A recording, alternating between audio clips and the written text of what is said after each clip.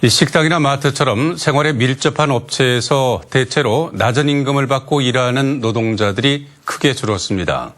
월급 없이 가족 일을 돕는 무급 가족 종사자 수는 크게 늘었습니다.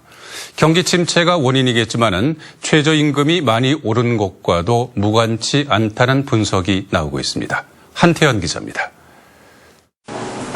대구시 달서구의 이 음식점은 매출은 지난해보다 20% 줄었는데 임대료는 30% 올랐습니다. 한때 20명이던 직원 수는 8명으로 줄었습니다. 직원들의 근무 시간도 줄었습니다. 매출은 급격하게 떨어지고 있고 인건비 부담은 많게는 50%까지 부담이 많이 늘어나다 보니까 부득이하게 줄일 수밖에 없는 상황이 되었습니다.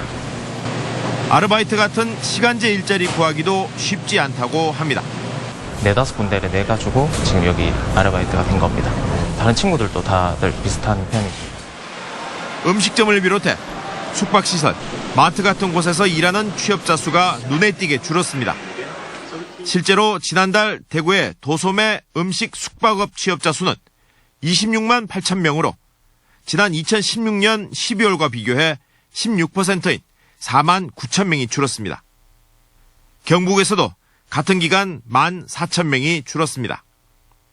월급을 받지 않고 일주일에 18시간 이상 가족 일을 돕는 이른바 무급 가족 종사자 수는 지난 2017년부터 크게 늘고 있습니다.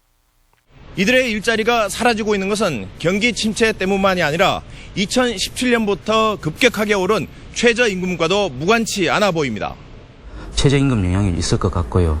그다음에 주 52시간에 대한 그런 정책이랄까 거기에 대해서 이제 그 소상공인들이라든지 자영업자들이 준비하는 과정에서 일자리가 좀 많이 줄어들었지 않나 이렇게 보고 있습니다. 전문가들은 경기 선행 지표가 갈수록 나빠지고 있어 소득이 낮은 취업자들의 일자리가 사라지는 속도는 더 빨라질 것으로 전망하고 있습니다. MBC 뉴스 한태현입니다.